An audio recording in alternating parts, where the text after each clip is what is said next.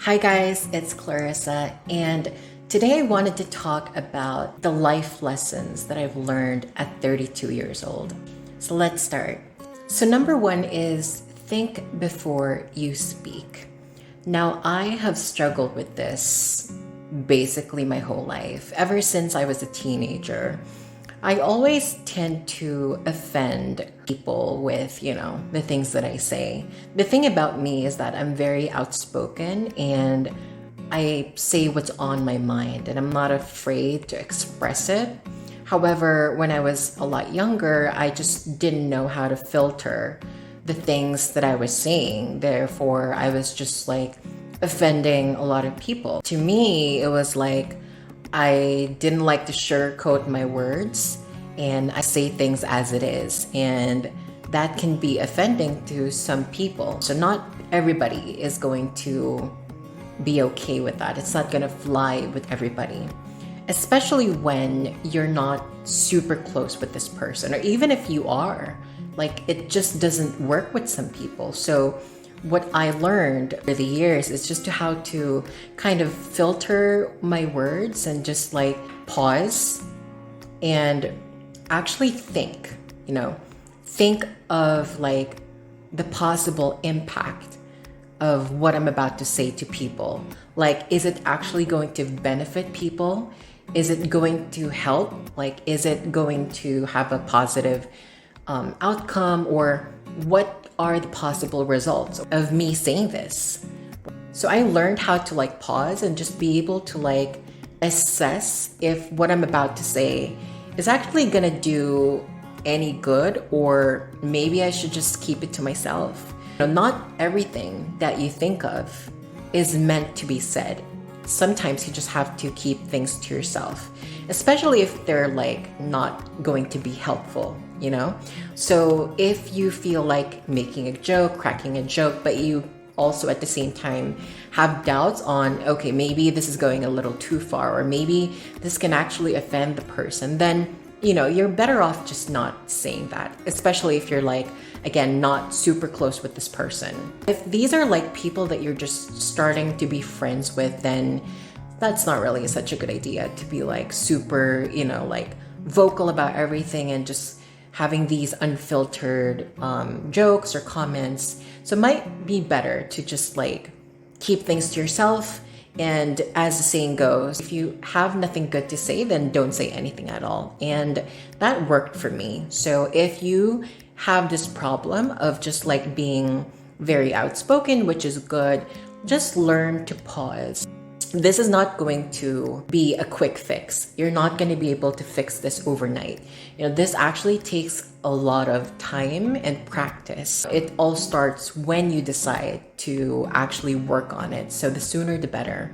So just having that presence of mind whenever you think of saying something will be the key to fixing this issue. So every time you think of saying anything, especially when you're around people who you're not normally around, just think before you speak. Number two is to don't be afraid to ask questions. This is especially important at work.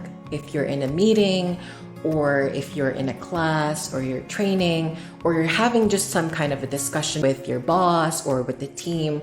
And usually when these discussions happen, people will have questions. But the thing is, like, they don't necessarily ask because they're afraid to be judged.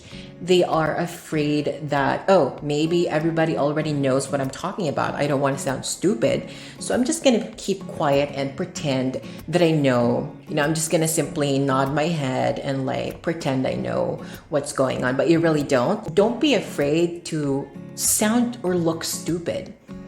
It's better than pretending you know but you don't. So if you have a question, ask.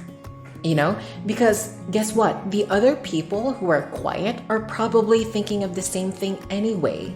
They also have the same mentality that you have, which is that they're afraid to ask these questions because they're also afraid of being judged. So don't be afraid to ask questions. Normalize being curious and questioning everything. That's okay. It's okay to question everything. It's okay to be curious. You're just asking a question. You just want to clarify things.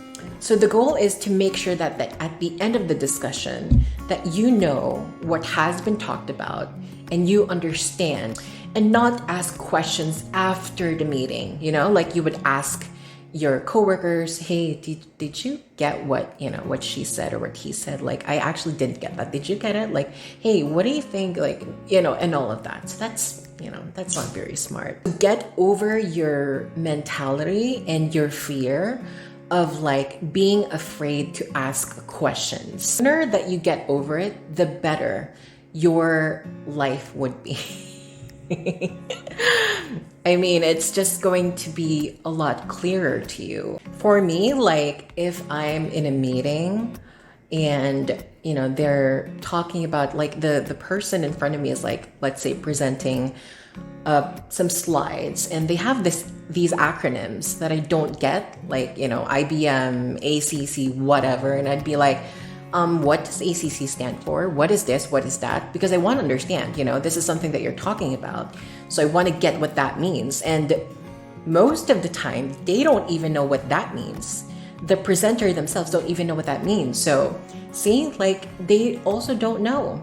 If they explain something, they give examples and you still don't get it, that's okay. You can still ask, I still don't get it. Or you can still say, I still don't get it. Can you explain more? Can you elaborate further? Like, I actually didn't understand. Or can you repeat it, please? Can you say that again? Can you explain it in a different way? Can you kind of tell me that in a different angle? That's okay. And it's their job, whoever is presenting or is training or is discussing, it's their job to make you understand clearly what they're talking about. Because if they're not doing that, then they're not really doing a good job. So it needs to be clear to their audience. That's the whole point of the discussion. If everybody is not getting what the presenter is saying, even when they have all these fancy slides and using these deep vocabulary words, just trying to sound impressive, then it doesn't really matter, because at the end of the day, your audience isn't really understanding what you're saying. So your part as the audience is to ask questions to make sure that you understand and not pretend like you do, but you really don't. So be outspoken. Don't be afraid to ask questions and really speak your mind. Number 3 is do not give unsolicited advice. In Tagalog, huwag kayong magbibigay ng advice or opinion kung hindi naman kayo tinatanong. Diba? So if your opinion is not being asked, it's because it's probably not wanted. Like if I wanted an opinion of somebody, I would definitely ask that person, hey, what do you think about this? What would you say? What would you have done if you were in my shoes? What would you do? Things like that. So if I wanted somebody's opinion, I would make that very clear because I would ask that person.